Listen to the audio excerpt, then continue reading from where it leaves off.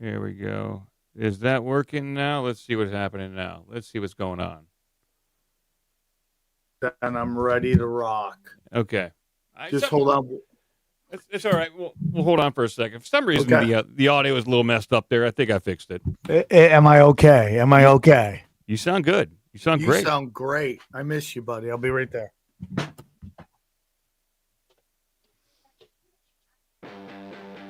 Here we go. Is that working now? Let's see what's happening now.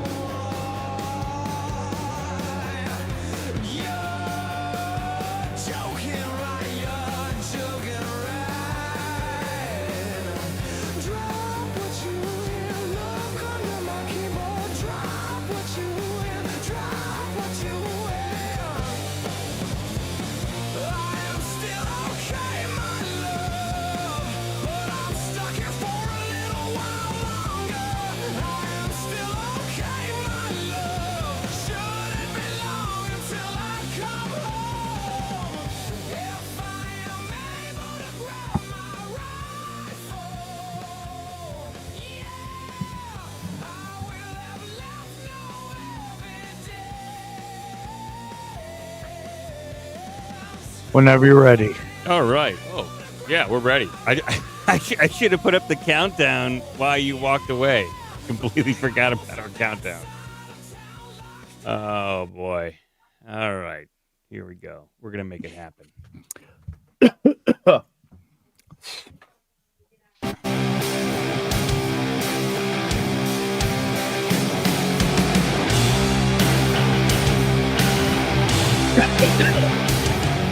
The strange, the bizarre, the funny, and the sad.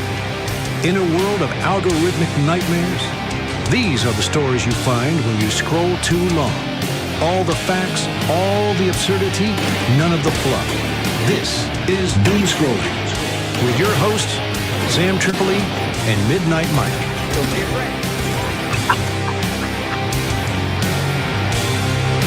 Yes! We are back, boys and girls. Welcome to the most educational hour on the internet. You'll learn more in this hour and a half than you will in a 4-year college degree. Look at how just that guy is just sparkling. Guys, thanks for tuning in. Sorry about last week. Daddy's schedule got really crazy, but you know what? Enough of the past. We're in the future. I'm Sam Tripoli, and that is the wizard himself, Midnight Mike, the man who made the greatest intro of all time. How are you, brother? I'm doing well. Trying to improve the intros every month, just to take it up a notch. Dude, just when I didn't think we could go any farther, you crank it up a bit. You got to take it up. You got to keep pushing to the top, and we're only halfway there. You do what the kids said way back in the day. You pump up the jams. I like to do that. Technotronics, absolutely. You really love to pump up the jams. That's one thing. If I speak your funeral, I would say, dude, the guy just loved to pump up the jams. I'd be okay with that. Pump that up. I love that. I love that too. You know what? Enough of the talking. Let's get into it. We haven't doomed it in a while. Time to doom. Let's get the Bigfoot riding a scooter off screen and get the Wheel of Doom on the screen. He could be our co-host. Yeah, he should be. Okay. He really should be, dude. Do better. Do better. Let's take a look and see what we got going on today. Yeah, so like that other guy, he ain't here no more. You guys are in like the Palace of Pleasure or whatever. So if you guys score like 9,000 points, I don't know, you go to Walmart. Who gives a crap? No one cares about this part of the show anyways. Good luck, guys. Okay. No, I want to go to Walmart. Okay, if we get 9,000 points, apparently we go to Walmart.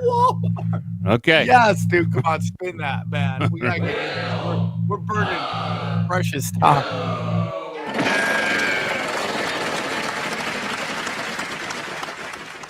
An eagle grabs a child, and what happened next shouldn't be possible. In 1932, Norway, 3-year-old Svanhild was playing outside after a church service, but within 10 minutes she was gone. Villagers searched the island, finding only her shoe and a handkerchief in the grass. Hours later, searchers noticed eagles circling Hagafjellet Mountain. When 3 men climbed toward the nest, they found her asleep on a ledge, 1,700 meters from where she disappeared and 180 meters higher. Her wool dress was torn in a perfect claw pattern, yet her skin beneath was untouched. Svanhild later said a giant bird had lifted her, and from the sky the people below looked as small pretzels. Experts insist no eagle could lift a 19-kilogram child, but no one ever proved it didn't.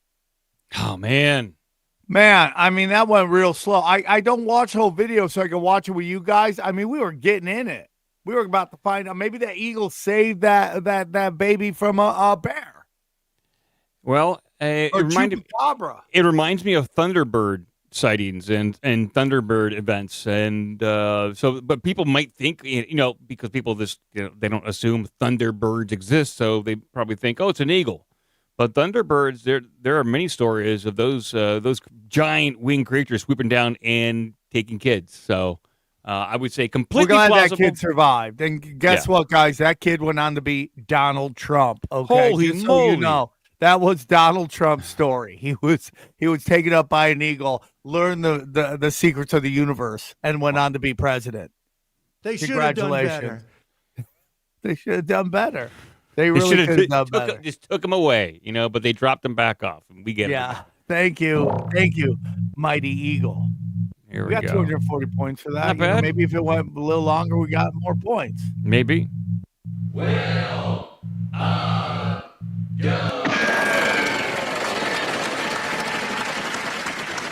Candace Owens and Nick Fuentes are deep state-controlled opposition plants for the New World Order. This was all independently foretold years ago, not only by 2 former Illuminati Jesuit defectors, Svali and Maury, in these books, but also by independent researcher Eric John Phelps in Vatican Assassins. These sources stated years ago that the plan for the New World Order is for the Roman Catholic Church to intentionally incite worldwide anti-Semitism, culminating in a devastating Holocaust centered in Israel, after which the Pope will rule the New World Order as Antichrist. Now realize that both Nick Fuentes and Candace Owens are devout Roman Catholics. Erica Kirk and Trump are also both Jesuit trained, hiding in plain sight. Are you being played? After all, as Jordan Maxwell stated, the Holy Roman Empire never fell. It continued through the Roman Catholic Church, epitomized by the Vatican. And as Gary Wayne explains in the Genesis 6 conspiracy, Rome is no doubt the new Babylon, aka the central global city-state of the New World Order. In other words, the Roman Catholic Church and its Jesuit army are the forces bringing about the New World Order. Note that the Roman Catholic Church has not much to do with Christianity or Jesus Christ. In fact, the Catholic Church has historically persecuted millions of Christians, as explained in Fox's Book of Martyrs. Phelps continues to state that once this Jesuit-controlled government exterminates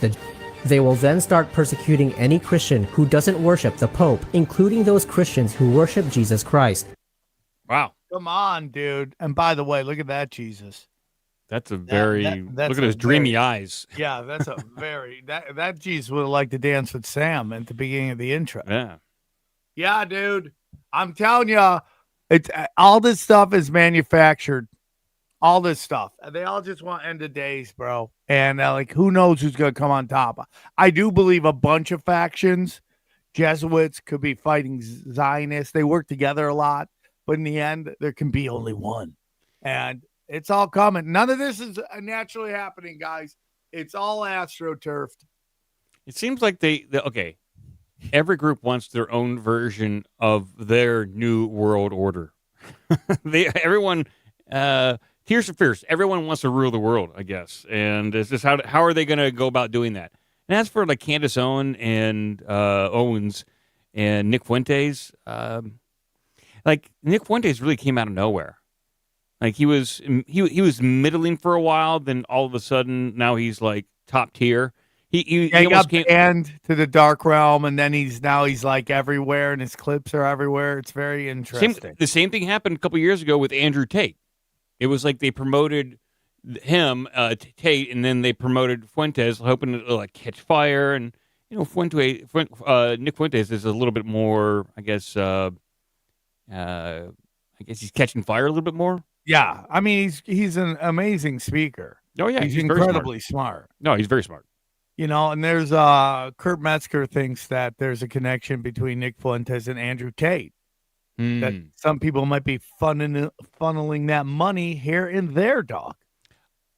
Hopefully someone can Photoshop Nick Fuentes' hair onto Andrew Tate. I'd like to see that if we could. Let's go, Doomers. Are you good at that? I would like to see that. There's got to be some Photoshopper out there. Andrew Fuentes? I would like to see that guy. Nick Tate. Nick Tate. If you still think the people that you vote for make a difference in your life, oh, you're nothing but wrong. And you're still asleep. You've been turned into a political weapon.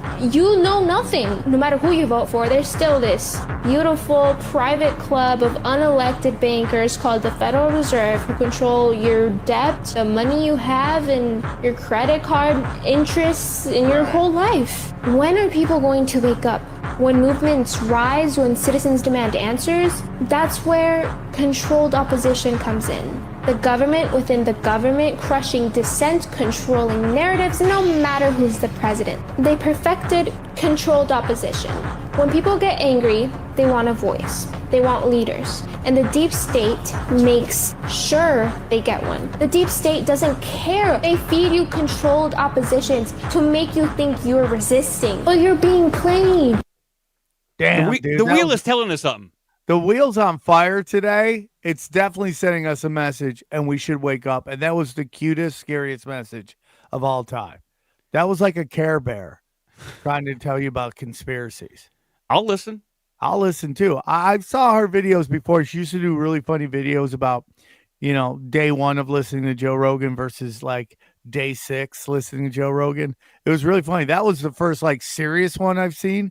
She pulled no punches, and she's totally right. I mean, no Kangs, dog, no Kangs, dude. I mean, that was all controlled up, dude. It's so crazy. Like, you have all these like career politicians to tell you that there's no kings as they've been in office for like 20, 30 years. That was hilarious. It was It's not even worth a comment at this point because it used to be frustrating. Now it's tiring, and I guess I'm at the point where I'm just like sitting back and just watching it and going, okay, I just laugh. Yeah, I just laugh. Okay, it's just super interesting to me. And then you find out MSNBC lied about the numbers. They're like 7 million people and then they were using like footage from like big events that happened like an Earth Day like several years ago or something like that. 2019. Okay. It's so crazy. It's just they think liars, we're stupid. And some of us are. Some of us are stupid. Spin the wheel, brother. Liars, all of them. Oh my God! Just power up the wheel. I'm getting so tired. Wheel up.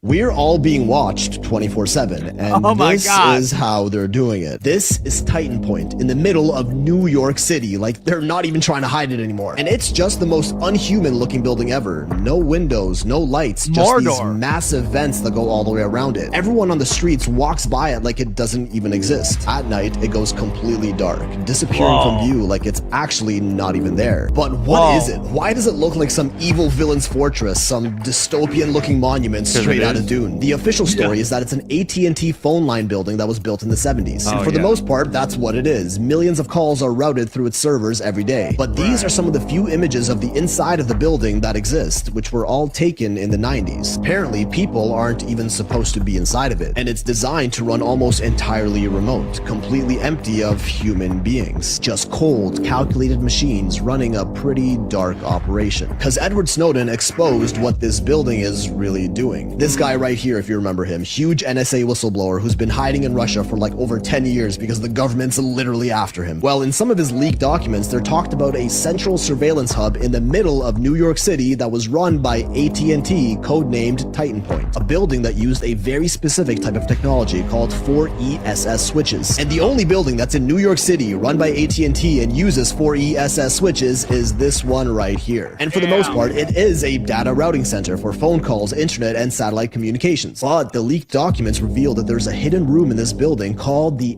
SCIF, Sensitive Compartmented Information Facility, which basically acts as a wiretap room that duplicates all the data that passes through the building and sends it directly to the NSA, the National Security Agency run by the US government, who use an internal search engine called X-Keyscore that allows them to search up any information that passes through this building, making this building a massive spy center for all your private phone and internet data hidden in plain sight. Its address is also 33 Thomas Street, and if you don't know what 33 means, this is not the video for that. But hey, if you don't live in the New York region, surely your private data is safe, right? Nope, because there are at least 8 other hubs like these across the US that are used by the NSA for the very same purpose. In LA, San Francisco, Seattle, Chicago, Washington, D.C., all run by AT&T. Creepy, dystopian-looking buildings with little to no windows that don't look like they were made for humans, but for machines that are slowly replacing our human workforce. Makes you wonder if this is the direction that buildings and city skylines of the future are headed in, all run by cold, calculated programs with no regard for privacy or human values watching every move you make. Things are getting pretty 1984 out here. That was a crazy video. And that's pretty old. You know, that building's old. I remember hearing that story over 10 years ago, over 15 years ago. And so it's been set up for a while. And it only makes common sense that when a government gets big enough, they're going to start doing that, regardless of laws or civil liberties or anything like that. If we want to become China, you got to act like China. That's how you do it. Yeah, and it's crazy because they have so much data, but now because of AI, they can just instantly sift through that data. You know, before they just had what are they going to do with it? Now it's like they can just pinpoint it instantly. Yeah, the searching's gotten a lot better. Yeah, they used to be able to just collect and gather and gather and gather, but to sift through all that data, very tough. Now, it's probably a lot easier for them to sift it. Yeah. Midnight, have you heard about the word on the street? The streets are talking. Have you heard about it? What are the streets saying? They're saying that this Amazon blackout that happened where everything kind of went down might be attached to Palantir. Palantir. So, me working in the tech industry, deep tech, and I'm on Amazon AWS pretty much every day. I looked around and I tried to figure out what was going on with it.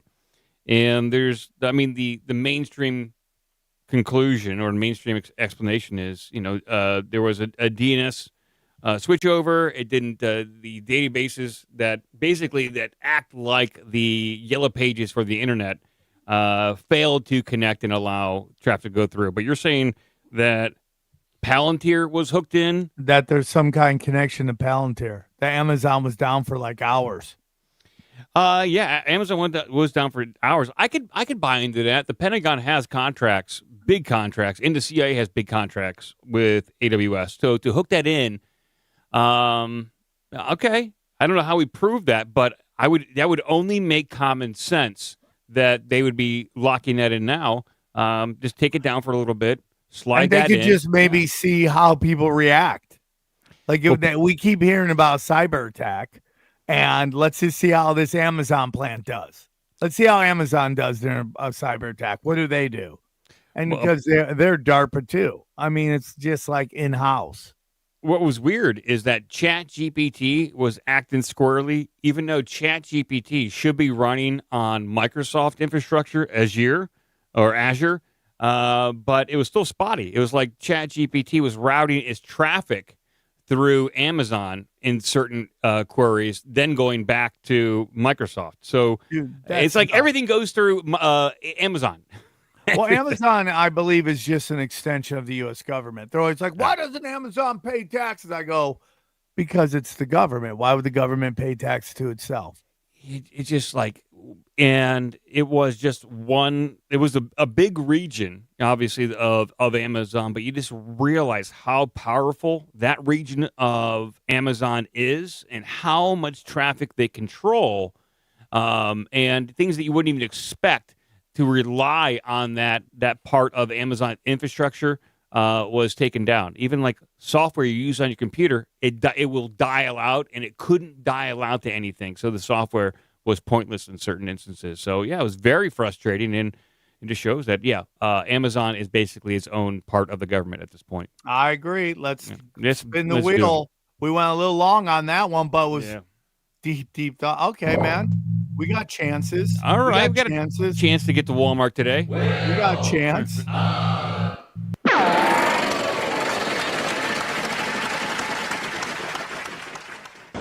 Did you guys notice that there's... Did you guys hear the screams? Well, I didn't. That was fast. Watch. So there's no one on the right now, right? But you're still going to hear screams, which is pretty crazy. Is this like ghost people? Wait.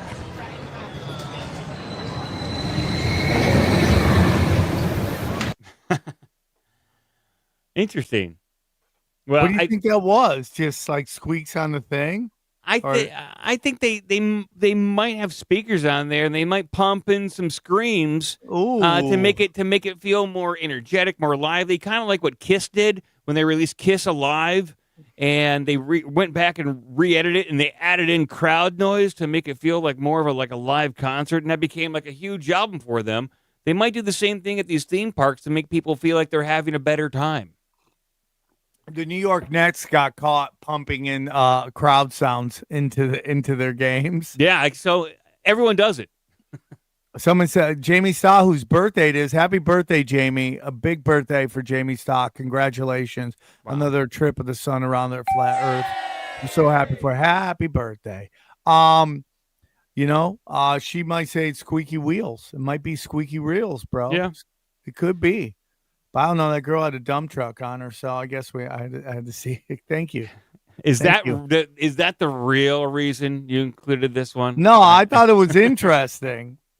It doesn't help that she's a shiny object. Yeah. All right, next one. Let's go. There we Bang, go. we gotta go. Yeah, the wheel did not appreciate that video at all. No.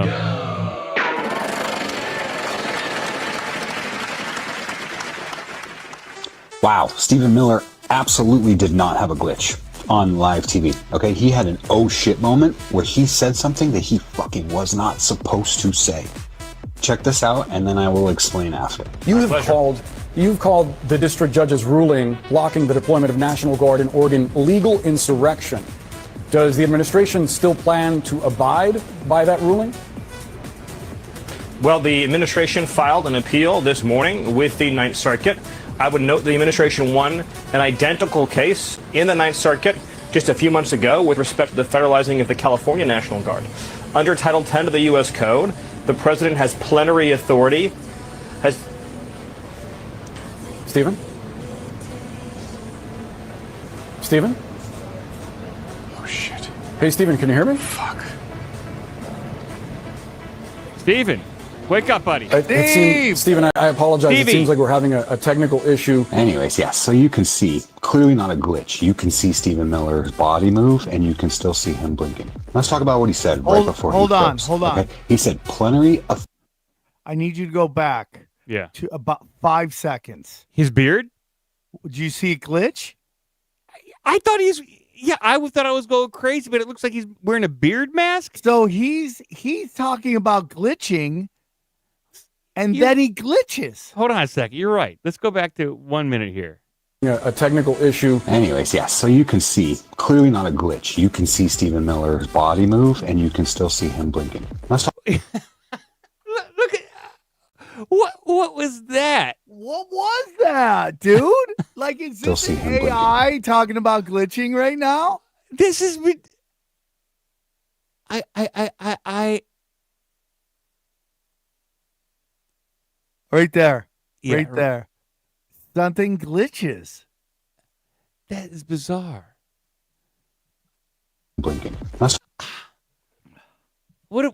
This is a weird... This is a weird reality we're in. AI? What the fuck? Okay, maybe... People are saying he's got a face filter on, but why would he? Maybe. So who is he? You guys are saying he's just not like... He's a different person? But isn't that weird, though? Guys, isn't that weird? Gabraham Lincoln, they're calling him. That was what I wanted you to see on that video. It's You can weird. see, clearly not a glitch. You can see Stephen Miller's body move, and you can still see him blinking. Let's talk about... Yeah, it's just weird. Yeah, so he's either using a face filter or this guy is fake. But he doesn't. He has super clear skin. I'll give him that. Like, his skin is insanely clear for a guy with a beard that big. Maybe I'm just, I'm not used to seeing men have filters on. Men don't tend to have filters on, but you're right. His skin is flawless. Yeah, it is. His flawless skin. It's very weird. But it's also the whole point of the video before that is that, like, Stephen Miller says an act that the president is going to entail they didn't want to get out, and he just releases it. Unless that could be easily scripted, but that's why he freaks out. Yeah, I don't think men put filters on. I could be wrong. I don't think real men do that unless they're doing it as a joke or a larf. And this guy's being serious. He's trying to create serious political commentary here. Yeah, Stephen Miller, who, in my opinion, like to me, it looks like someone was talking in Stephen Miller's ear. And when it comes to plenary authority, like, what was he going to say about that? Like, Trump has absolute power over the National Guard, which I think he does, and I don't think he really needs to have an explicit reason to have power over him. So I don't know what this guy's talking. This guy is face filter guy. Yeah. Okay. So that's all I wanted to do. That his point is that the whole point of the video that the guy made is that Stephen Miller is basically let the cat out of the bag, and that he glitched. But the guy saying that Stephen Miller glitched, he glitched. As he glitched. There's a glitch within the glitch, guys. You understand? That was the inception of glitch videos.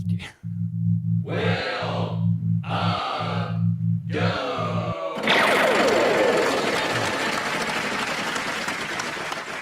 Each of us must at some time confront the grim reality of growing old. Steadily, millions of killer bees are swarming northward toward the United States. We have no way to stop the tornado. We can only try to cope with it. Giant tremors can still strike suddenly and without warning. The violent forces of the earth and the sea may combine, sending a tidal wave speeding toward our populated shores. A bit of DNA spliced into a harmless bacterium could create a deadly germ. If this shark is capable of committing such savagery on large animals, one shudders at what it can do to man. If the vast ocean could be pulled toward the beckoning moon, could we also be at the mercy of her gravity? A sudden gust of wind in a closed room, an unearthly cry in the dead of night. These are physical examples of the ghost reliving its final moments as a human. Given the very real possibility of a catastrophic event, will we be given time to react? When the killer bees will arrive, and exactly how they will behave when they get here, we don't know. But even if we achieve suspended animation, we may not be able to deal with the unknown consequences of frozen immortality. Try as we might to hide the fact, our wrinkling, sagging, and loss of strength tell us undeniably that we are aging. Dude, who knew that Leonard Nimoy invented fear porn? He did. He was the OG of it. Yeah. Yeah. I don't think he died of AIDS, guys. I think he just died. Yeah, he was an old guy. He was an old guy, dude. Even Vulcans died, dude. I think in Vulcan years, he was like 230. It's pretty good. Yeah, that's a long life. That's a lot Certainly of nanus, dude. Will built like an animal.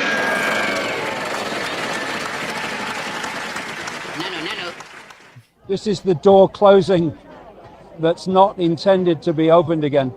And the idea is everything you do, I mean everything eventually, you will need a digital ID. And your digital ID will be connected to a digital currency. If you want to see what's planned for the West tomorrow, then look at China today, where if you are not behaving in a way that the government wants you to behave, then you lose credits in their social credit system. And if you lose enough, you can't go on a plane, you can't go on a train, basically take part in mainstream society. You are excluded. This is a global agenda. This is not about Keir Starmer, he's a gopher. It's not about Donald Trump, he's a gopher. And they're gophers for this global network that I call the global cult. And the idea is to eventually have a world government which won't be elected, purely appointed technocrats, bureaucrats, that will oversee this AI digital system. And you won't be able to go anywhere in the world without this system is tracking you. Here we are now looking at this line in the sand.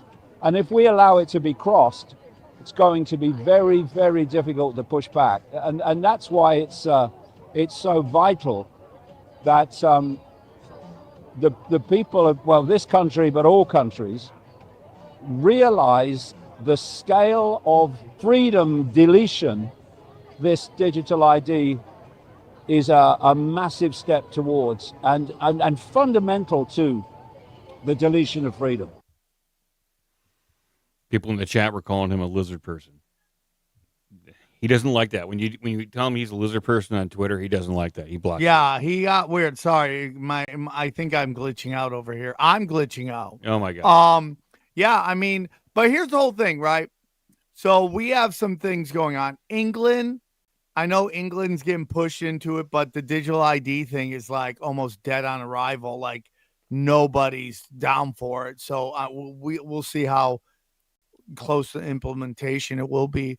But there's now countries getting out of the EU. There's a country, I think it was Netherlands or something. They voted that their national laws supersede EU laws. So if they have a law that the EU can't overrun it. So we're seeing movements and waking up, and I think there's a chance. I don't know if it's 100% chance, but I have hope, dude. I have hope. Any of you think it's done? Stick a fork in it.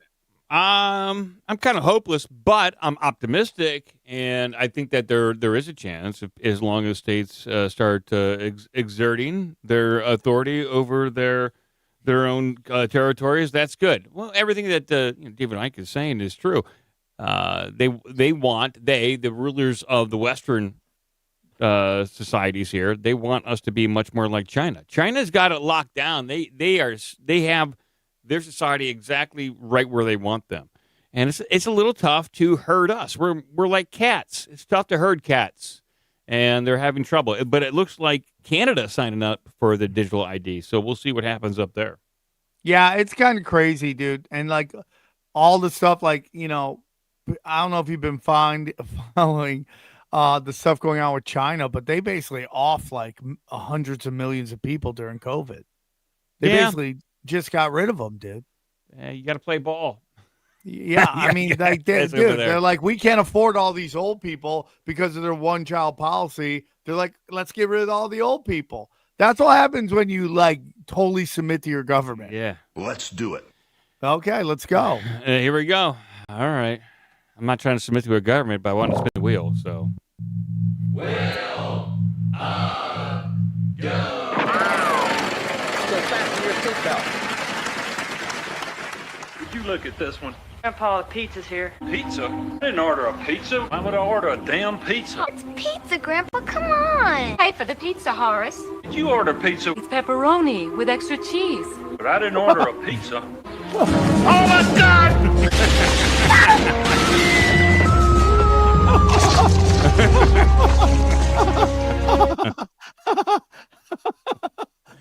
That movie is Fatal Justice from 1993.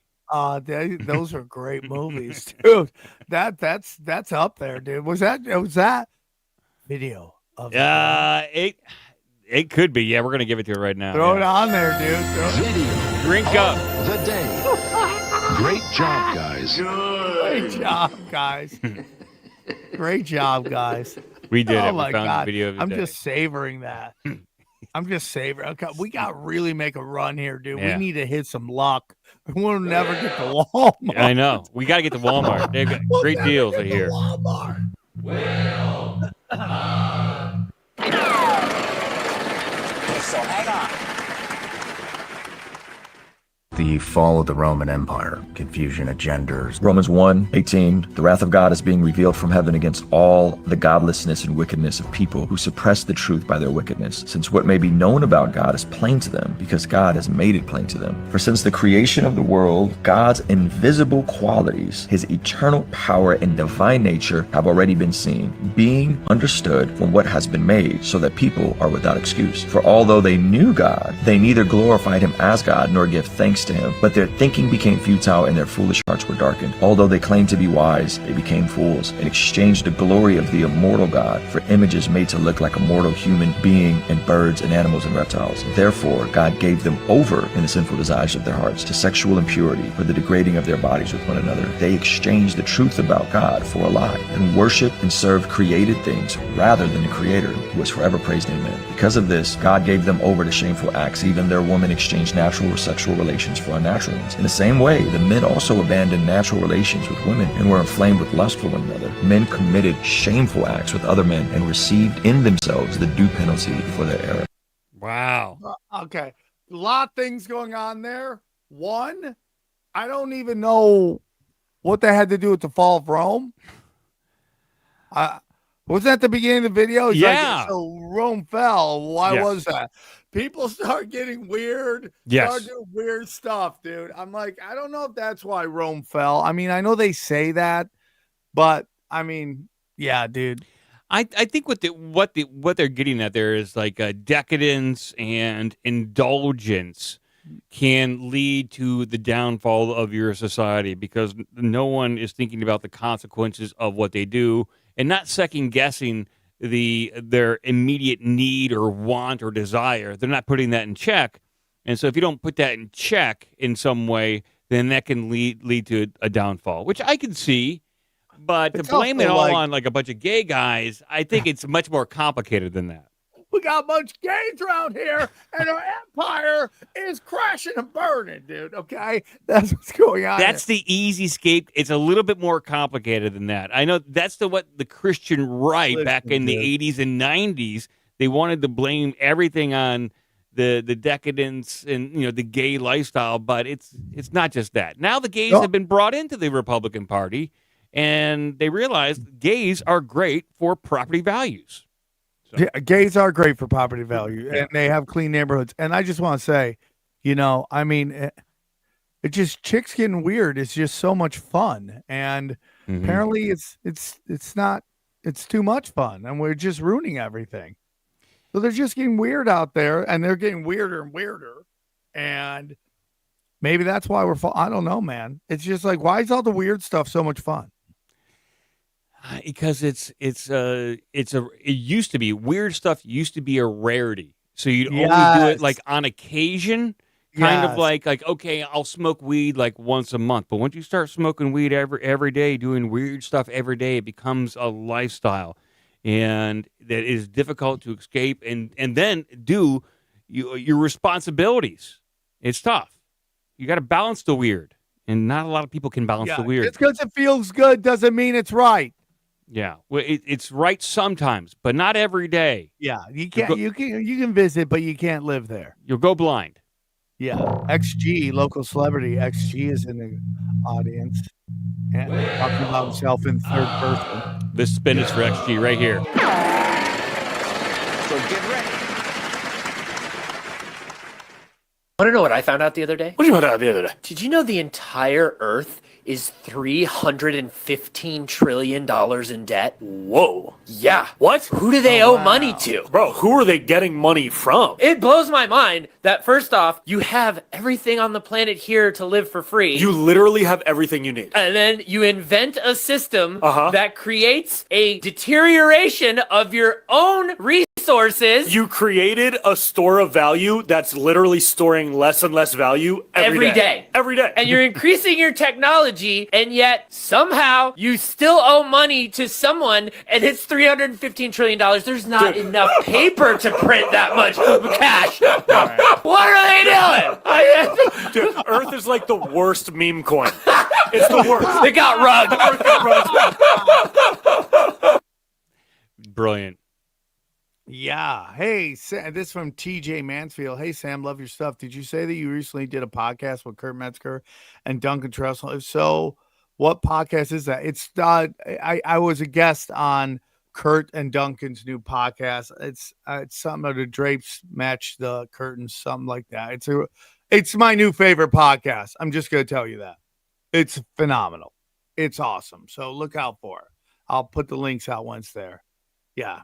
My show with Kurt Metzger, in which we invent a new AI called Chat BET. We invented Chat BET, and it's really fire, dog. It's really fire. It just the name itself. It's selling me. Oh yeah, here it is. This is the name of it. As the carpets sold the drapes, so the drapes. Okay, here we go. We're not even close. It's like almost. There's no hope, but you know what? We dig in because that's what legends do. We never give up. We never give up. We're not afraid.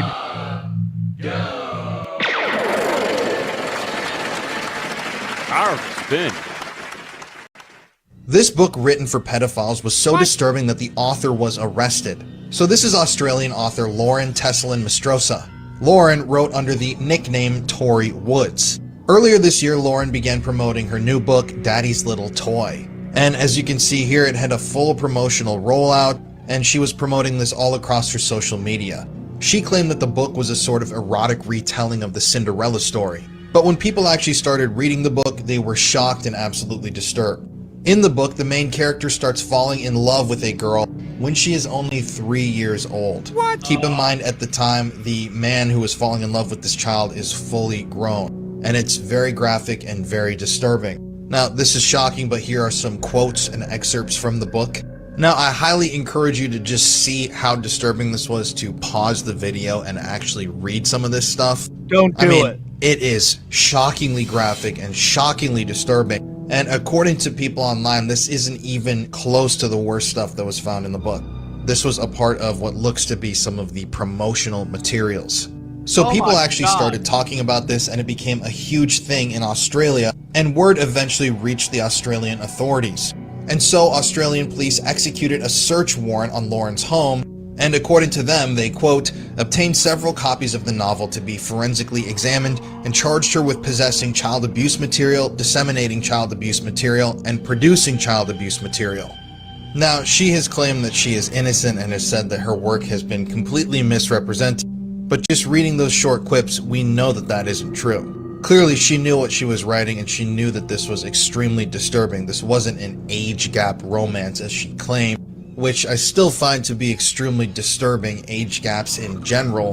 This was straight up some sort of fanfic for pedophiles.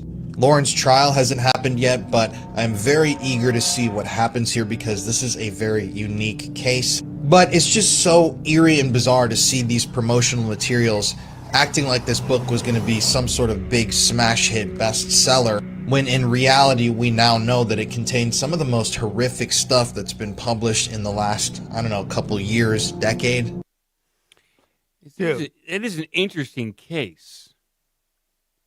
As an artist, you have certain liberties and freedoms to do certain things. Doesn't mean you should do them.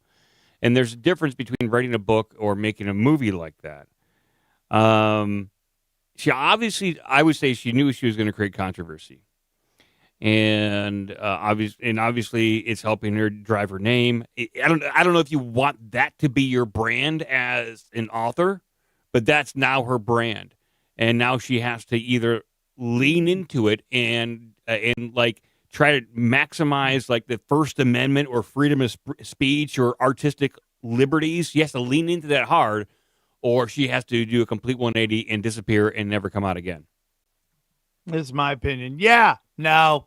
I mean, it's very weird when it's women too. Yeah. Because there's something about when a female helps to, hurt another female. It's really disgusting. I mean, it's disgusting when a guy does it, but it's bizarre when a woman does it. And it's just how do you misconstrue that? What are you saying that they don't understand about your book? And why would you make it 3 years old? I mean, it's just disgusting, but they're just trying to put this out. Have you seen the new thing it's like not they're like I'm a non-contact pedo. There's like guys holding up flags, the trans flag, and it written's like non-contact, non-threatening, non-contact pedo. Like, what are you doing, dude? Like, what are you doing? It's like disgusting. They want to be accepted. In that book right there that we just showed, that's all about like the acceptance. Like it's like poking your head above and seeing if you're going to get shot or not. And it's unfortunately becoming more and more acceptable. And there's books like that Big Push that she had right there. Like the publisher, so she had people behind her. No one took her aside and said, this is not good, and maybe you should, like, because typically, wouldn't you have to supply at least a writing sample of your book? Like people who want to promote it, they want to read excerpts, and people like signed up like, you know what, this is the kind of stuff we want to advertise. Like no one gave her an out, and they actually probably supported and reinforced this. So it's not just her. I mean, everyone that was behind her. That's in the occult. They like to push that stuff. Yeah. So right now, there's a giant book on like the New York bestseller. It's like almost #1, and it's a romantic novel for women to read, and it's literally about women whacking off monsters. Wow. Read about it. Read about it, dude. Someone said something about let me see if I can find it. It's her right, or it's something about that. Let me find it if I can. I don't think.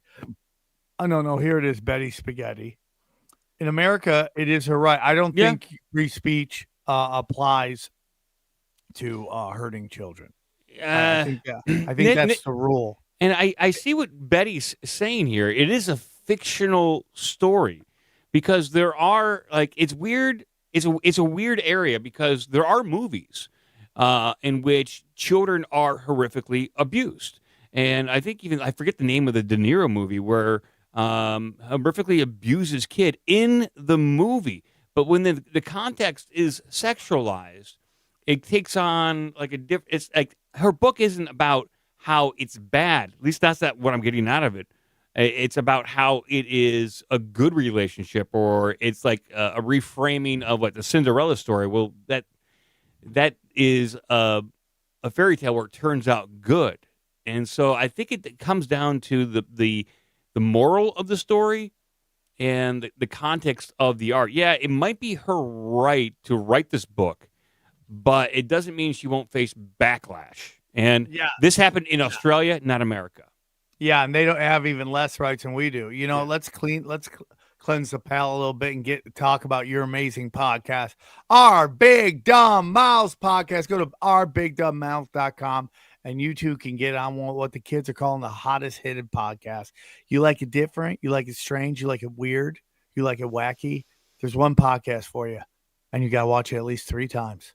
Yeah, that's pretty much it. Our Big Dumb Mouths. Great podcast. And then if you're really feeling sassy, and I know you people do, go to samtripoli.com, grab your tickets now. Skankfest on the 14th through the 16th of November. Las Vegas, bang, November 21st. December 11th through the 13th, I'm in Minneapolis. And then I'm going to be at the Dojo of Comedy. I also wanted to say real quick, guys, if you could, check out my comic book that's starting to come out. It's Chaos Twins episode 2, issue 2 is coming out, and grab it now. It's fire. They're coloring it now, so it should be out. It's about 2 twin girls who are who discover conspiracies through the different houses on their neighborhood. And once a conspiracy is solved, that house moves in, a new conspiracy moves out. That house moves out, new conspiracy moves in. So Chaos Twins, just go to chaostwins.com. Nice. Spin the wheel, dude. We're so far away from this. Oh, yeah. We will never make it to Walmart ever. No.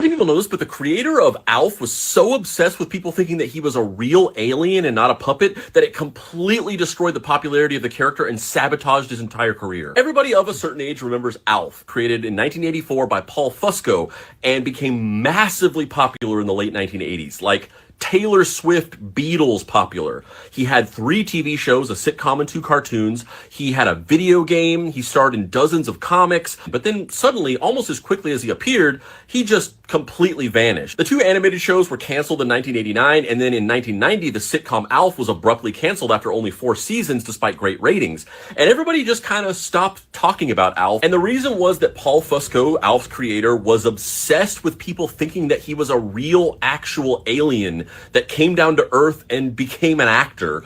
And this obsession completely sabotaged his entire career. First of all, the sitcom Alf was insanely elaborate and tedious to shoot, and everybody involved in the show despised making it. Because Fusco refused to break the illusion of Alf being a puppet, he wouldn't let the studio audience ever see the puppeteers or the bottom part of the Alf puppet, and he also would never break character. So they had to build these elaborate trenches and tunnels throughout the bottom of the set so the puppeteers could travel through them while they were shooting and stay hidden. The complicated network of trenches was very dangerous, and the cast and crew hated shooting on the set. Some of them even fell and hurt themselves during production. This method also made the production of the show take upwards of 3 times longer than any normal sitcom and made the show insanely expensive. Max Wright, the actor who played Willie on the show, hated it so much and became so frustrated that one day he actually got into a physical fight with Alf.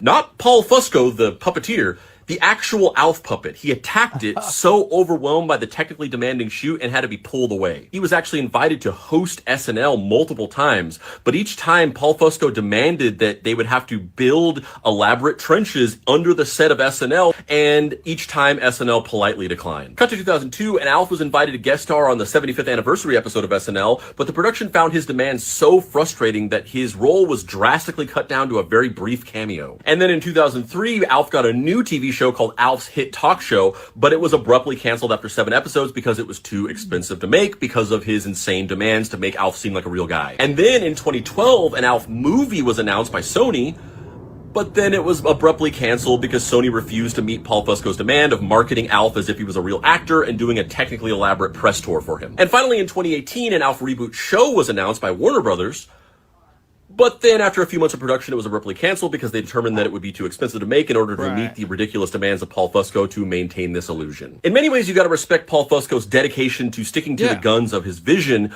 but this just goes to show you that sometimes maybe a little compromise is worth it. And real quick, if you like my videos and you want to see more in-depth writing from me, you can do that here. Treehouse Detective, that's a great video. Kurt Metzger was at the Comedy Mothership when I was headlining it. Greatest weekend of my life. Well, one of the best. Obviously, my children getting born was the best, but they were talking about how crazy he went. Now, here's the thing, dude. The guy's no longer with us. I'm sure that family would like to make some money. Now you could do it a lot easier, and you don't need license it out, right? Just license out the license Elf guy, it out, and you can do the voice with AI now. But I appreciate that guy's dedication to his art and his craft. That was his baby. That was his thing, and he wanted it the way he wanted it, and he didn't want it watered down. So I appreciate that kind of a level of attention to detail and direction. Yeah, I mean, dude, there's a fine line between, genius and madman. Mm-hmm. Sometimes people just live on that line, and they're both. Yep, and Elf was doing that. Elf was doing that. It was a great show. Who knew those guys were tortured like it was North Korea? Wasn't that planet he was from, Melmac? Yeah, planet Melmac. I remember that. Just what's going on at Melmac now? Oh, God. Horrific. Horrific immigration problems. The economy's going down. That's why Elf left. I wonder if Elf sends back money for his Melmac family. Maybe, yeah.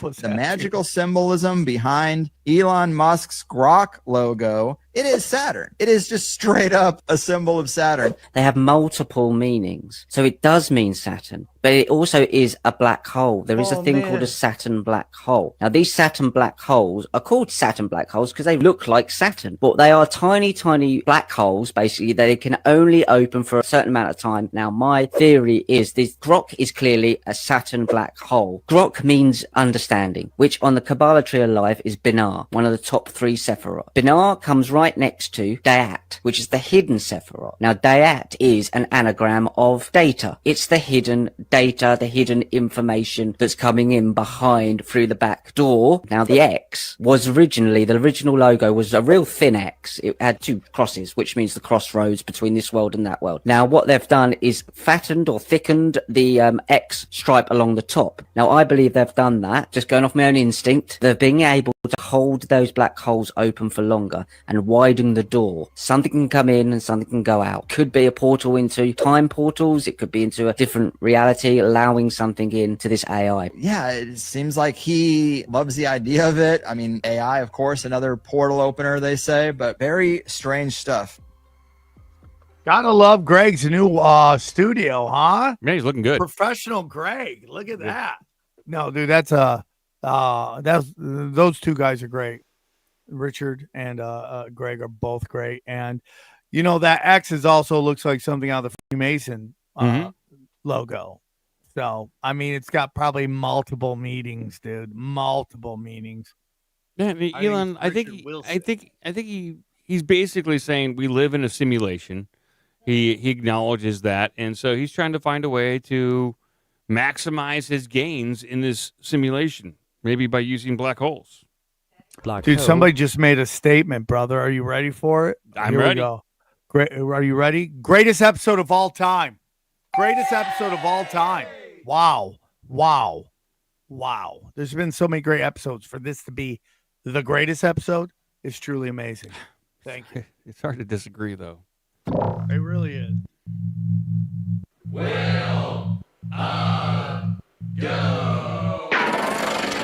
What you're about to see will open your Dude, LeBron just pulled one of the most ruthless marketing stunts of all time and cost his fans thousands of dollars. So if you lived under a rock the past 24 hours, LeBron tweeted this out yesterday saying the decision of all decisions, October 7th at 12 p.m. Eastern. And this post of his did 67 million views on X, and many people were speculating LeBron's going to retire. And because of this, people went absolutely bonkers and started buying all the tickets to the last Lakers home game of the season against the Jazz. Before LeBron made his announcement, all these tickets were about $85. About 10 minutes after the announcement, they were about $1,000. But unfortunately, it gets so much worse than that, because the Lakers play the Cavs 2 times this season and only 1 time in Cleveland. So all the tickets for the Lakers at Cleveland, because it hits both fan bases, skyrocketed. Nosebleeds were going for $300, which isn't that bad, but courtside seats were going for $2,200. And then we come to find out 25 hours later, it was all just an ad for Hennessy. Now, I'm assuming that most of these tickets were probably being bought and sold by scalpers, so I don't really feel too bad. Scalpers are the worst people ever. But for those of you who are the everyday person who bought tickets speculating that LeBron was going to retire and then it ends up being a shitty Hennessy ad, I don't really feel bad for you. But yeah, now LeBron's just going to be the boy who cried wolf until he actually retires.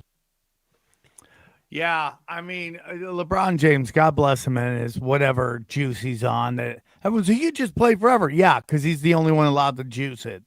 And that was, I would tell you, probably one of the dumbest campaigns I've ever seen in my life, because you're really, I mean, that the first announcement was him leaving Cleveland, which was huge, which is, once again, LeBron James making everything about him. And then this one to take that and then just put that out there and let your fans pay insane money for tickets that actually mean nothing outside of watching you play while they still can, is kind of insane to me. I mean, that's nuts. Does he have the diminished skills at this point? Or is he still good? I mean, no, he's still good. He's like still top 20 and he's almost 40. I mean, he just has amazing skills. It's just everything he does off the court is annoying as shit. Yeah, yeah. He's just an annoying person. He just annoys everybody. but by the way, that was Evan Hands, one of my children, one of the people that got into the internet doing his thing. My children are thriving.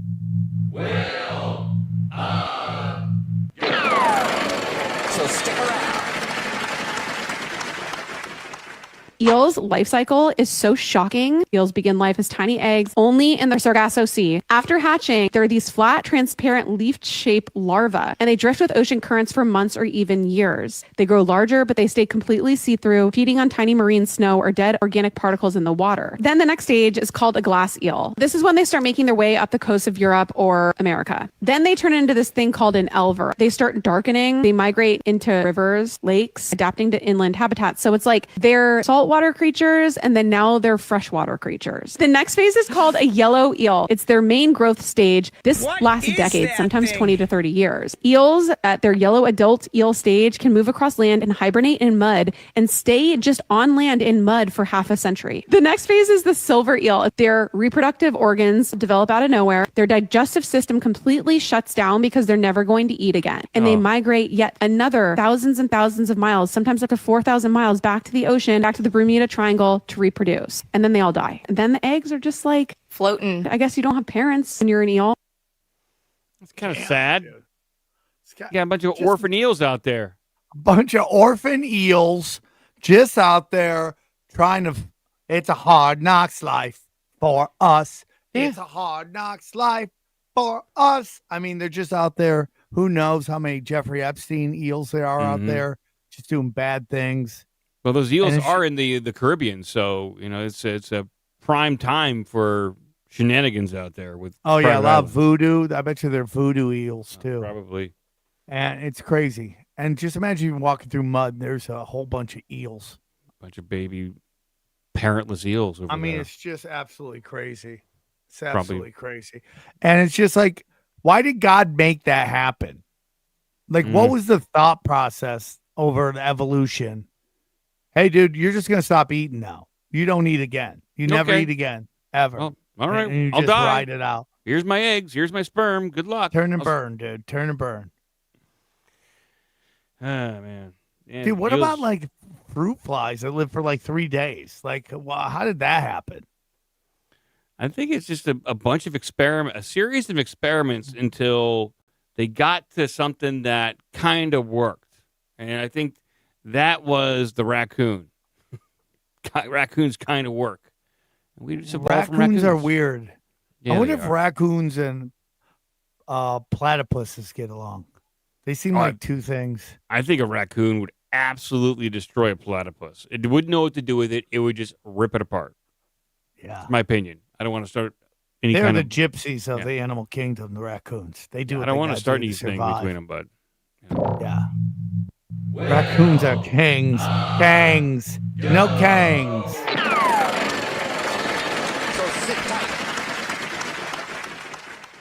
Think dark money in politics is unstoppable? What if I told you your state could totally get rid of it? No Congress, no Supreme Court needed.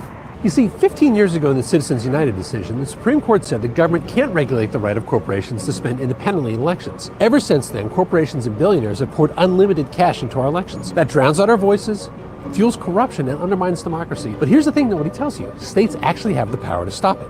Stay with me for a moment. States create corporations, and corporations get every single one of their powers from the states. This includes the powers to own property or raise capital, sell products. Every one of these powers is granted by the state to its corporations. And for 200 years, the Supreme Court has said that states have absolute authority to define and redefine their corporations and set those powers. About 100 years ago, when states started competing for corporate registrations, they decided to give corporations the power to do anything legal under the law. And when deciding Citizens United, the Supreme Court said, well, if corporations have the power to do anything legal and spending money in politics is legal, then that must include the power and therefore the right to spend in politics. But the court has never said that states have to give their corporations any one of these powers or this one. What if states just stop doing so? Montana is working on a constitutional amendment that does just that. It basically says, hey, we never meant to give our corporations the powers to spend money in politics in the first place. And today we stopped doing so. That would kneecap dark money in Montana without waiting on Congress or the Supreme Court. It's not regulation, it's redefinition about what powers a corporation has, about what a corporation is. And that's the Montana plan. It's headed toward Montana's 2026 ballot right now. To read more, check out the link in the bio. And hey, share this with a friend who complains about dark money and doesn't think we can do anything about it. Let's show them that they're wrong. I'm going to get off. Sorry. I find it interesting. Here's the only issue you will run into with this, okay, is that these corporations will just move to a state that allows them to do it. Yeah. You would it would basically funnel everything to like Delaware. Yeah. They just have a tiny office that like one little office that like 4,000 corporations call their center headquarters, and they would just get back to it. You would have to have every state pass this law. It's incredibly difficult to get states on board with anything. And certain states could do this, but like you said, it would then have there'd be an exodus from those states to more free states for the corporations, and it might create an even bigger divide in this country. I like the idea, but I don't think it's going to happen without like some sort of constitutional convention where all the states get on board. They ratify an amendment as it applies to corporations. They all have to be on board at one time. It can't be this trickle effect. And getting a constitutional convention together at this point, damn near impossible. Yeah, I mean, good luck getting Texas, California, and New York to agree on anything. Yeah. It ain't happening. I'd like for it to happen. I pray for it to happen. I pray. Oh.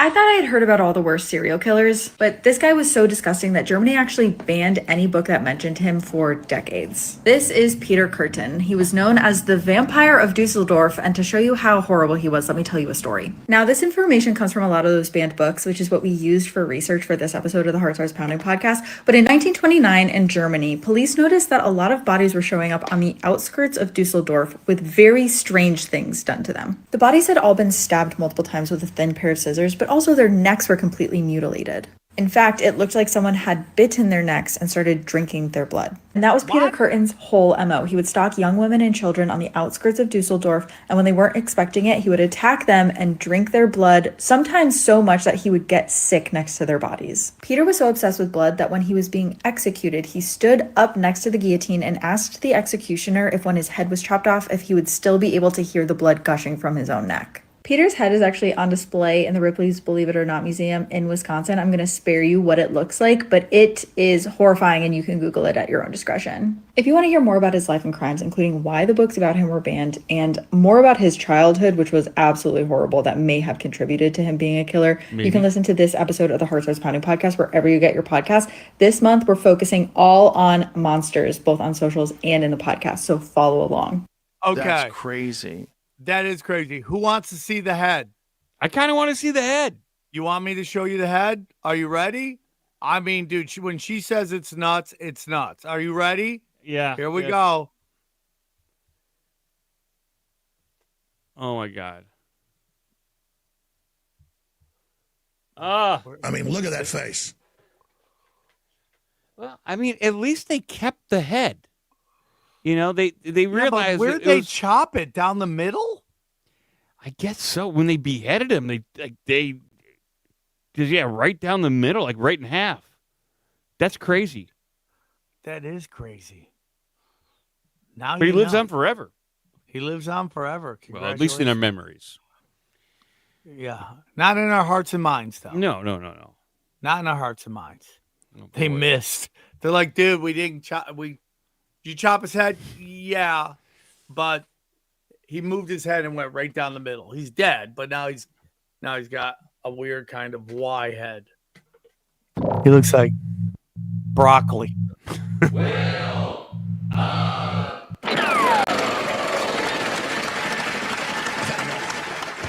Excuse me.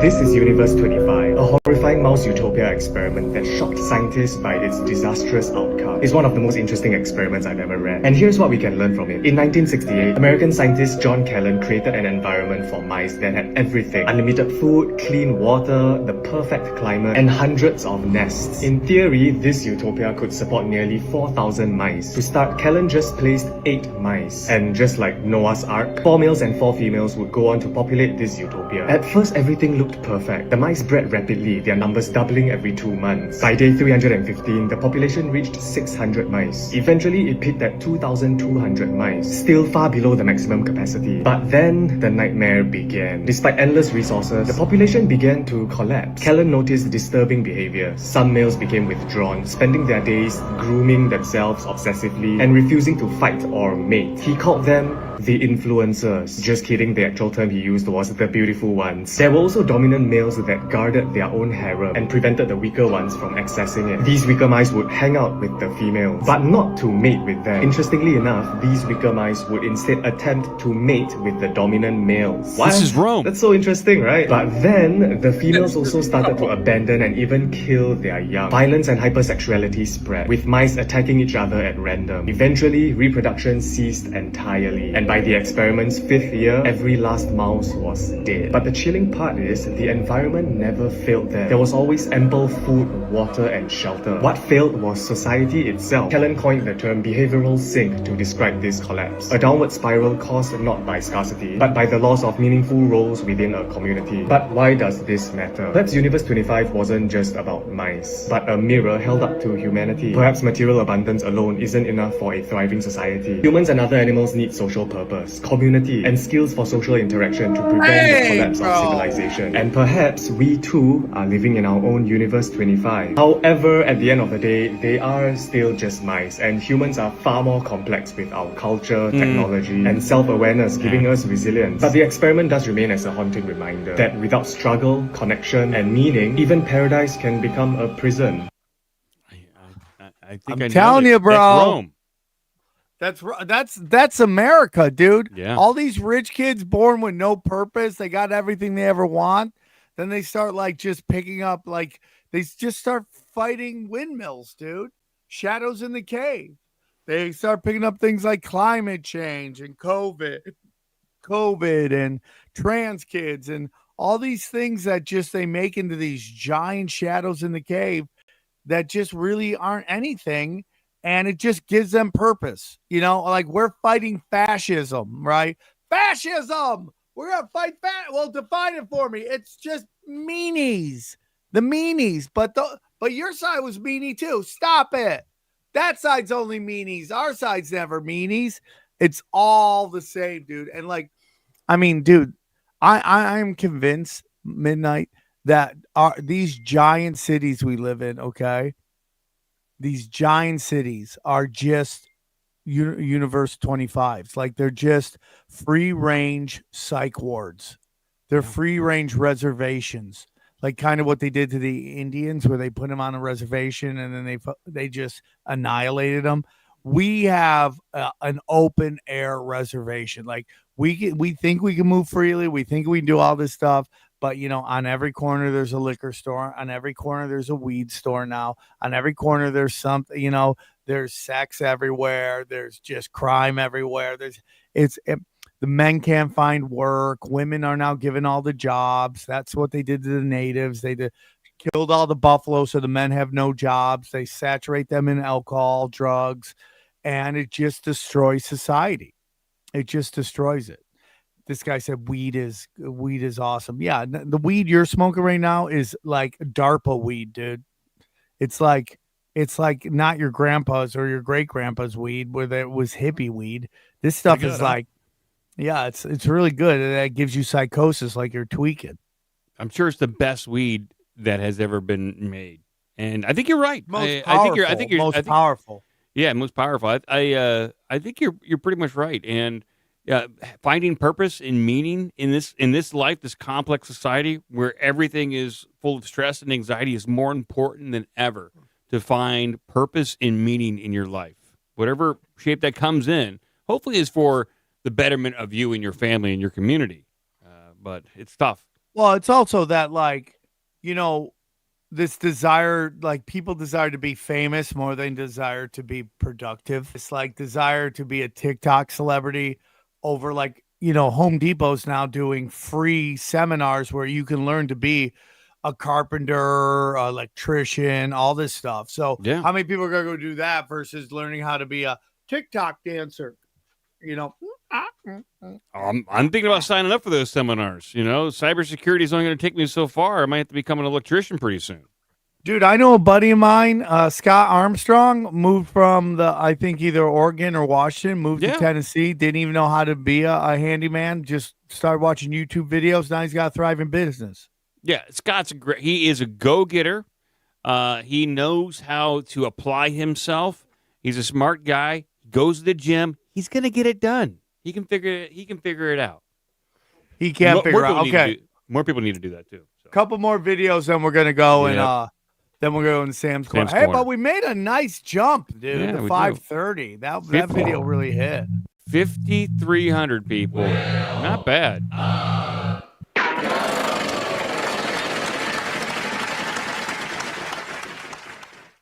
a look at this newspaper from 1964 by the Bridgeport Sunday Post. It says the moon is a mirage, a reflection of the Earth's surface. Now, this is very interesting, but check this out. This is the German World War II flat Earth map showing more continents and lands beyond the ice wall.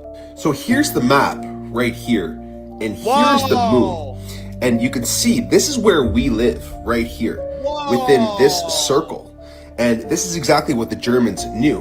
And the map's also showing these continents outside of our ice wall, outside of the firmament. Now have a look at the Prague astronomical clock. This is the oldest working clock in the entire world. And not only does it track time, it tracks solar movements, it tracks equinoxes, it tracks lunar positions and the moon phases, it tracks zodiac signs, solstices, and the seasons with pinpoint accuracy running for over 600 years. In the middle of this clock, they used the moon map. This clock runs on a geocentric model with the heavenly bodies moving above our stationary Earth. It's the only way that it works, and it's the only way that it works so accurately. If the Earth was spinning and orbiting the sun and doing all sorts of crazy movements through the galaxy, you'd never be able to track with such precision. All our ancestors knew that the stars move above us. That's exactly what we observe. And you want to know something very interesting? During the pandemic, they renovated this clock. They renovated a 600-year-old Tartarian clock. And you want to know what they did? They changed the moon map, the flat Earth map in the middle of the clock to a globe. This is literally how they cover up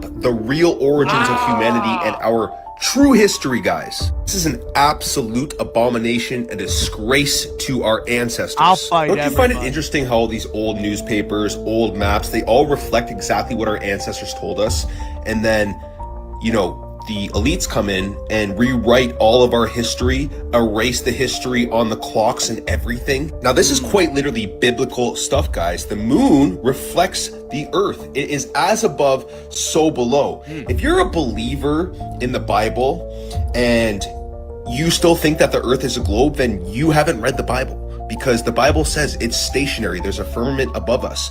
The moon reflects our stationary earth. You can see it. It's very obvious. They showed the ice wall and everything. You've just been lied to about, look at this. You've been lied to about everything in your life, because what they're doing and why they lie about the heliocentric model and a spinning globe earth is to hide God's true creation. They don't want you to know how powerful you are. They don't want you to know that you were intelligently created by an intelligent creator. They want you to think all of this came from a big bang, that there's no significance to life whatsoever, and you'll just stay stuck and trapped in their matrix system. But once you start to understand the truth, that is when you are set free. Right. And the truth to everything lies within us all. Right. There we go. I'm sorry.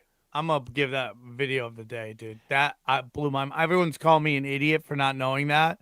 I know it was a reflection, but I never put together that it had the reflection of the lands beyond the ice wall. Am I an idiot for not knowing that? And I didn't have the creator up there. I'll find the creator and put it somewhere. I didn't know. Did you know that, dude? I don't know anything. You know a lot of stuff, dude. I don't know anything anymore. But it does make sense. If it is like a big giant floating mirror up there, it's just kind of like, hey, look what you got down there. And then it would make sense that would show the ice wall. I can't believe I didn't know that. That was amazing. Antifa, here we go. Zardanian, who I think is Armenian.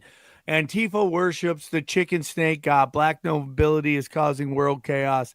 Switzerland puppets all nations. I'm into that. Yep. And unearned power gravitates the soul towards licentiousness. What's that word, dude? What's that word? Licentiousness. I don't know. I read like at a 5th grade level. It's amazing I've got this far in life. It is amazing. Any of us have gotten this far. I mean, it's unbelievable, dude. Unbelievable. All right, one more video, then we go to. I only have 5 videos. So. All right, here we go, people. Come on, where's it at? Come on, let's do it.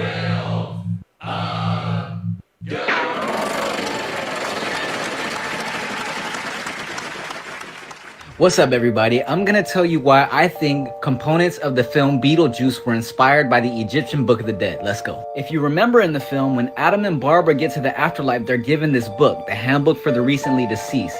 This book gives them instructions on how to navigate the afterlife, as well as rules for that realm. There's also spells and rituals, like the spell that they use to summon Beetlejuice. If you know about the Egyptian Book of the Dead, you also know that this book has instructions for souls to navigate the afterlife and make it through realms like the underworld. This was also buried with some people.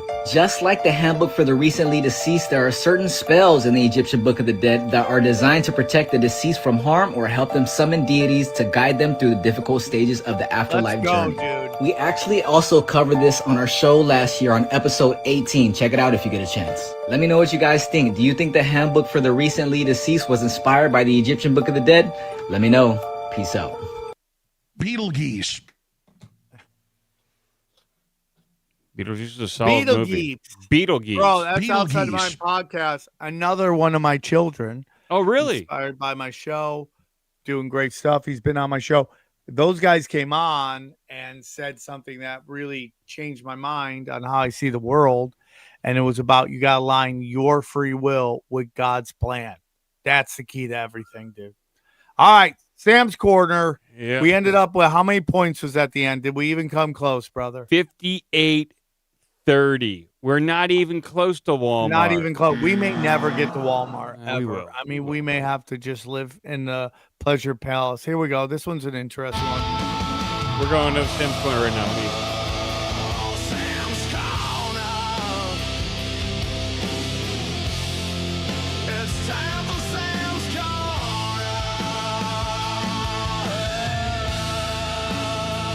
I'm a headbanger.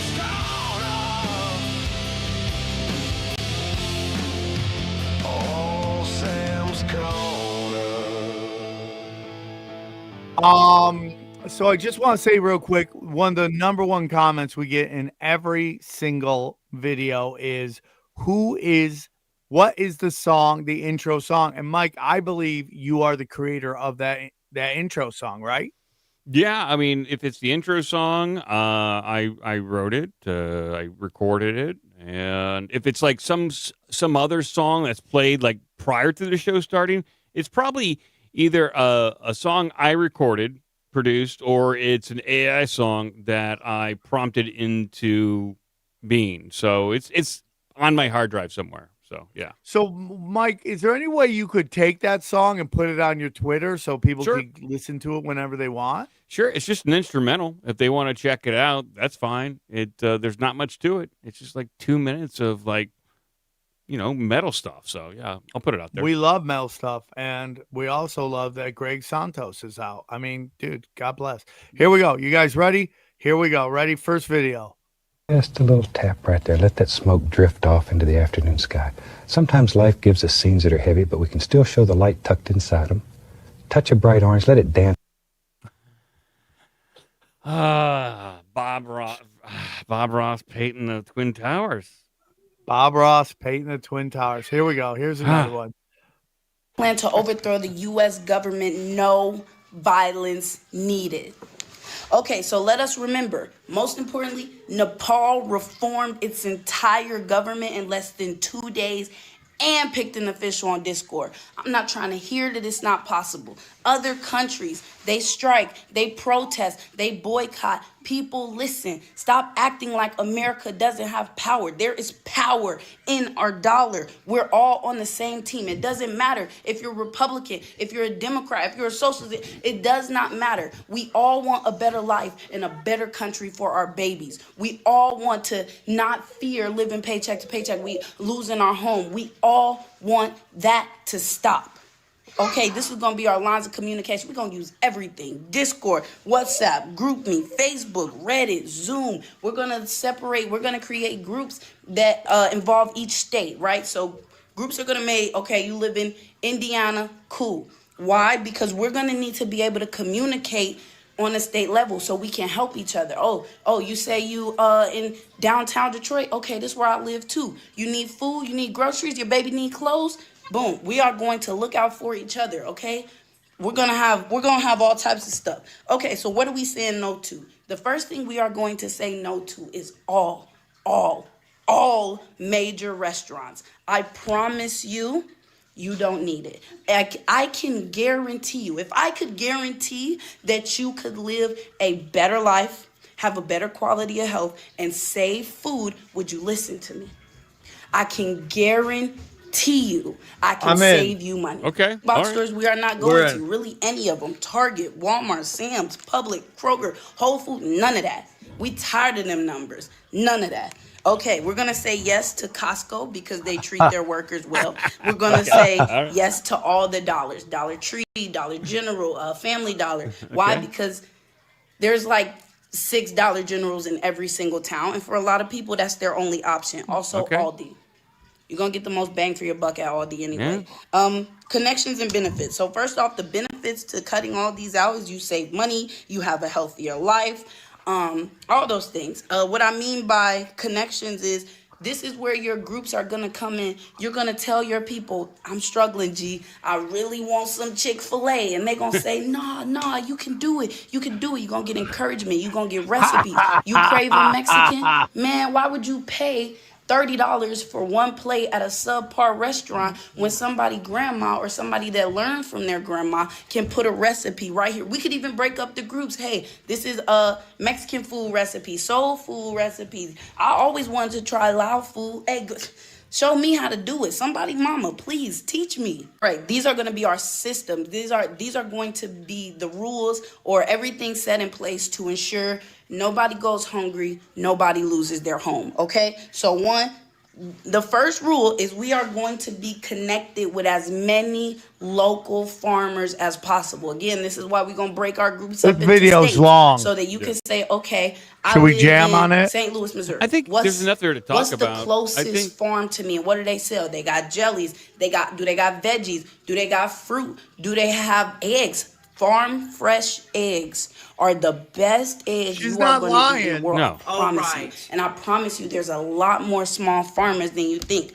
Okay, so one of the rules to that, yes, we're going to have hard rules, so there is no debate. If there is a farm within 30 minutes of you, you are required to shop there. Not saying you have to buy everything there because they might not sell everything you need, but you are required to get as many things as your home needs from them, as well as all the local farmers. Any place within 30 minutes of you needs to have some type of delivery service, okay? So we're going to help others. We're going to carpool. We're going to babysit. We're donating. We're going to have some type of donation fund so that people who have more money can maybe give to a pot that we can help for the people who might be losing their job. We boycott McDonald's. They're going to start firing people before they close. So, we're going to have to look out for each other. We're going to have to share meals. Hey, you got food stamps? You might have to cook for the neighborhood, okay? Something like that. Everyone must participate. Hard rule, you must participate. Here's where the government comes in. You don't have to use every group, every app, but you need to be in at least 1 to 2 groups, and you must participate in one of these things. Again, carpooling, meal sharing, donating, babysitting, whatever you can think of that will help. Another system I would love to develop is a delivery system. Not Uber Eats, not DoorDash. Our own system like TaskRabbit or TaskRabbit. There's other stuff, or we can again just have our own groups and say, hey, I'm finna deliver some groceries, or hey, I need some groceries. Deliver this my tip, da da da da da da da. People that survive off of DoorDash, they don't have to lose their income. If anything, they'll make more income because DoorDash take all their money anyway. So there's plenty of companies and plenty of businesses or people that are a part of a union. This is where we need y'all, okay? Like, I think this is long y'all enough. are gonna be the backbone. Y'all are gonna be the ones who have to say you we're want not me to working. keep going? We're not doing this. We're not coming to work. I think we know where she's going. Again, that's she is trying to start a revolution from her bedroom, and I appreciate her spirit, her energy, and how well thought through with her PowerPoint presentation. She is, and she's got like a lot of great ideas. The problem is Nepal didn't have nukes, and the U.S. does have nukes in a UFO program, to where the power vacuum in Nepal is vastly different than a power vacuum in the United States, a major superpower in which the elite here will die trying to maintain their reigns of power and infiltrating those networks that she is trying to build. And I like everything she's talking about is what we were trying to do with Union of the Unwanted, homesteading, all that kind of stuff, like spread out, almost decentralized. But it's tough to communicate your ideas and get on board. It's very difficult to organize. It's very difficult. And when you start talking about you have to do this or you have to do that, you are now forming another government. Yeah. Right? That's my opinion. Pretty much. In general strikes like that, what she's talking about, a general strike is illegal, I believe. So I don't know. I like her ideas. It's just uphill battle. Okay, let's just have a quick fun one. Here we go. Quick fun one. What are you doing? What are you doing? Yeah, I figured that would work. Oh my God. Sorry, dude. That was a little aggressive. Wow. Sorry, guys. It's a little crass, but it's funny. Hey, well, you think that was crass? This might be the funniest. Here we go. The last two ones are just bangers. Here we go.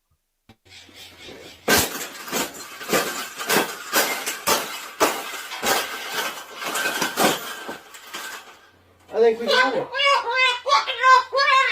I think we got it, Pablo. We got it. That's the best thing that's ever happened. Oh, you don't like those cages either, hey? That's what it needs. Another one. These cages shouldn't even be in production, right? So,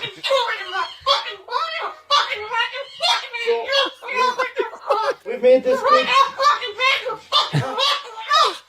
We've made this cage good now.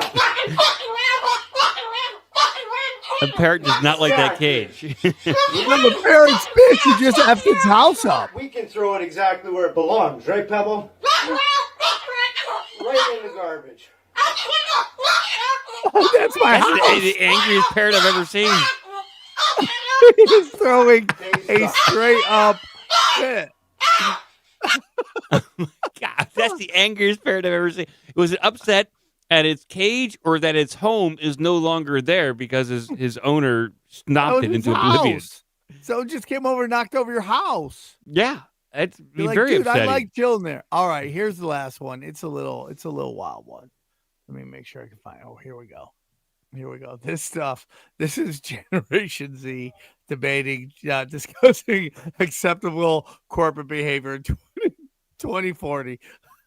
There's a red tube video of my girlfriend slapping me and choking me and riding me. Yeah. That shouldn't be an indication that I'm going to lack leadership in a work situation. Yeah, but Duncan, it's going to be hard to convince an employer who's masturbating to that video otherwise. Exactly. My potential employer might see all those videos of my husband tying me up and having his way with me. And then they're going to think that I'm not going to be assertive enough for the job. I mean, these days, everyone has an Xtube account. It's your own fault if you lose out on a job because you've got tons of videos on the web where you're slowly inserting various household objects into your anus. Yeah, but what if you're shoving those things in your anus on your own time? But let's be smart about it. If you know an employer might see this, post a video of yourself getting double teamed by two brawny Latinos to show your support of diversity in the workplace. Oh, and multitasking. But I still want to have the right to badmouth my employer while shooting a POV hand job without fear of affecting my future prospects for work. If you don't want to jeopardize the content of your porn, you can always shoot from the eyes down. Oh, but that's not the same if you cover the eyes. That's where the innocence is. Yeah, but guys, don't these amateur sites also have privacy settings that you can set so that future employers don't have access to these questionable videos? Right. Okay, but that doesn't protect you from appearing in other people's videos. Now, I found on YouPorn a video of me participating in some piss play at a party a few years ago. Oh, I hate that. Well, no, it was a really good time for everybody. But the thing is, we didn't know who uploaded it to the web. So am I supposed to leave an orgy just because someone shows up with a camera? No one's saying you should leave an orgy. Right. So it's more complicated. So now, if I go to a party, I wear something like this. Oh, that was Brilliant fire, actors. bro. Brilliant That actors. that was like great improv, dude. Yeah. That is great improv. So we have to ask you guys, is this the greatest episode or the greatest episode of all time? I mean, you really got to ask yourself. We ended strong. We had Militant Blacks. We had just, Angry Birds. I mean, we just had everything. I mean, what more can you ask for in an educational show? It all happened. It really did all happen, guys. So, guys, if you're listening and you love us, hit a like, subscribe, leave some comments. Let us know what you think about the greatest, most educational show on planet Earth. Midnight Mike, I love you. One more time, check out Midnight's website. If you love us, and we know you do, where is it? Okay, I guess I don't you can just go to obdmpod.com or ourbigdumbmouth.com. We do a show twice a week. There's no ads. There's nothing there. It's just silence, but it's fun. It's a silent show of chaos, everybody. More chaos and silence than you'll ever get in any other silence. And Sam Tripoli, check out the dates. Check out chaostwins.com. And check out my special Deep Dish live from Chicago at youtube.com/Sam Tripoli Comedy. And we will see you soon. Take care, everybody. And we love you very much.